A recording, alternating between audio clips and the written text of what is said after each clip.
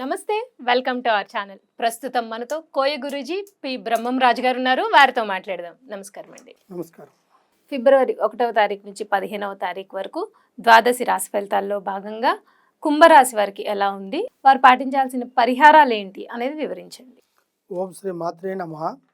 ముఖ్యంగా కుంభరాశి గల వాళ్ళు, ఆ కుంభరాశి గల వాళ్ళ విధానంలో భగవంతుడు దైవ సన్నిధులు వాళ్ళు, అంటే దైవ భక్తి ఉంటుంది మనసులో. దేవుణ్ణి పూజిస్తూనే ఉంటారు. ఉదయాన్నే లేచి మాకు మంచి జరగాలి, మా పిల్లలకి మంచి ఉద్యోగం, మంచి సంబంధం రావాలని కోరుకుంటూనే ఉంటారు. కానీ ఇది దేవుడి నుంచి వచ్చే సమస్యలు కొన్ని ఉంటే దానికి ఆ భగవంతుని మీరు పూజించి దేవుడిని ప్రార్థించుకొని పూజలు చేసుకుంటే పోతుంది. కొన్ని సమస్యలు కుంభ రాశి బలాలలో గ్రహ పరిస్థితులను బట్టి వస్తుంటాయి. అంటే నవగ్రహాలు 9 ఉంటాయి. ఈ నవగ్రహాల్లో అధిపతి ఎవరు? శనీశ్వరుడు. తర్వాత దానికి అధిపతికి గురువు ఎవరు? కుజుడు. ఆయనకి అధిష్టానితమైన రాశి గల్ల దాంట్లో ఉండేవా ఆయన ఎవరు? ఈ యొక్క కుంభరాశి గల్ల వాళ్ళ దాంట్లో సూర్య భగవానుడు, తర్వాత కుజుడు, తర్వాత శని ప్రభావం. ఈ 3 ఈ రాశి గల్ల వాడికి తిరుగుతూనే ఉంటాయి, చక్రం తిరిగినట్టుగా. అంటే వీడు చేసే తప్పితమైన తప్పు ప్రయత్నం ఏది చేస్తాడో ఆ గ్రహం వాడి మీద కూర్చుంటుంది. అప్పుడు కూర్చున్నప్పుడు వాడు చేయరాని తప్పును కూడా చేపిచ్చేస్తుంది. వాడు చేయలేడు, నాకు తెలియకుండానే ఈ విధంగా జరిగిపోయింది అనుకునే సంకల్పాన్ని కూడా మృత్యువు అనేది వాడిని తీసుకెళ్ళి ఆ ప్రాబ్లాన్ని చేపిస్తుంటుంది. కొంతమంది కూడా ఈ కుంభరాశిలో వీళ్ళ ఆలోచనలు, ప్రయత్నాలు, నడవడికలు కొన్ని మార్గాలను బట్టి కొంతవరకు ఎదురు దెబ్బలు తెస్తుంటాయి. అయితే వీళ్ళకి ధన సంకల్పం తక్కువగా ఉంటుంది, ఖర్చు ఎక్కువగా ఉంటుంది. తర్వాత వీళ్ళకి కంటికి కునుకుండదు, రాజ్యపూజితం 6 ఉంటుంది, అవమానంలో మనశ్శాంతి ఉండదు, దాంట్లో 3గా ప్రయత్నం తొలుగుతూ ఉంటుంది. తర్వాత వీళ్ళకి ఎక్కువగా ఆరోగ్య సమస్యలు, కాళ్ళు నొప్పులు, కీళ్ళ నొప్పులు, తలనొప్పులు ఇలాంటివి కొంతమందికి ఉంటుంది. ఒంట్లో హుషారు ఉండదు, ముఖ చిత్రం మారిపోతుంటుంది, ఆరోగ్యంలో హుషారు స్ట్రెంత్ అనేది ఉండదు. తర్వాత ఈ కుంభరాశి గల వాళ్ళ దాంట్లో విధానం ఏంటంటే ముఖ్యంగా చేస్తున్న పనిలో దాన్ని సడన్గా వదిలేసి వాళ్ళ పనుల మీద వాళ్ళు వెళ్ళిపోతూనే ఉంటారు. ఆ పని మధ్యలో అర్ధంతరం అయిపోతుంది.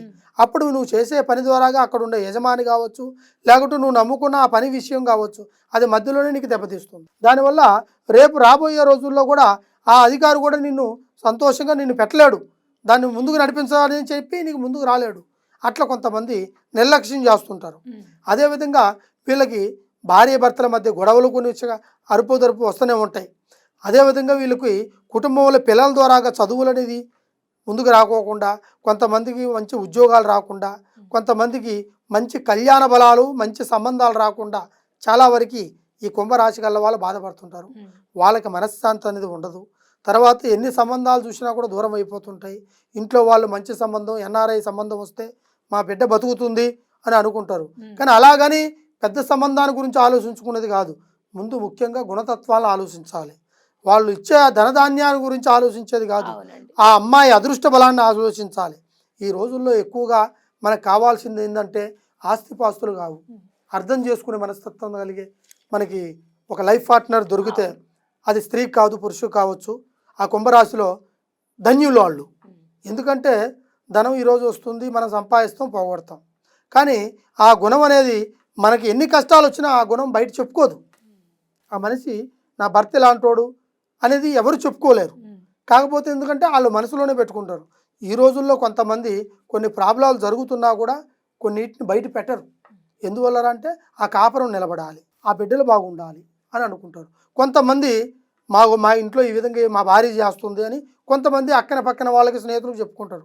కానీ మనం చెప్పుకునే దానివల్ల వాళ్ళు దాన్ని పెద్ద చేసి మీ సంసారంలో మీ ఇద్దరి మధ్యలో జరగని విషయాన్ని కూడా జరిగినట్టుగా సృష్టించి దాన్ని మీ మీద లేనిపోయిన ఇబ్బందులు కలిగిస్తారు. ఈ రాశి గల్ల వాళ్ళ దాంట్లో ఎక్కువగా ఈ ప్రాబ్లమ్స్ జరుగుతుంటాయి. అర్థందా?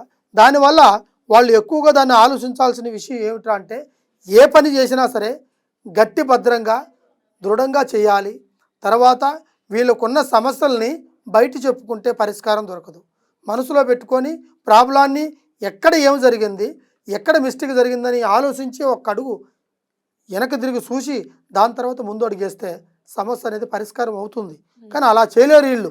ఎందుకంటే ఆవేశంతో, ఆలోచనతో, చెప్పుడు మాటలతో ముందుకు తీసుకెళ్ళిపోతుంటారు. దానివల్ల వీళ్ళకి ఈ ప్రాబ్లాలన్నీ జరుగుతూ ఉంటాయి. అటువంటి ప్రాబ్లం ఉన్న వాళ్ళకి ఎప్పుడైనా ఎక్కడైనా సరే ఎటువంటి సమస్య వచ్చినా కూడా నన్ను ఒకసారి సంప్రదించినట్టుగైతే కంపల్సరీగా దానికి తగ్గ రెమెడీస్ని చెప్పి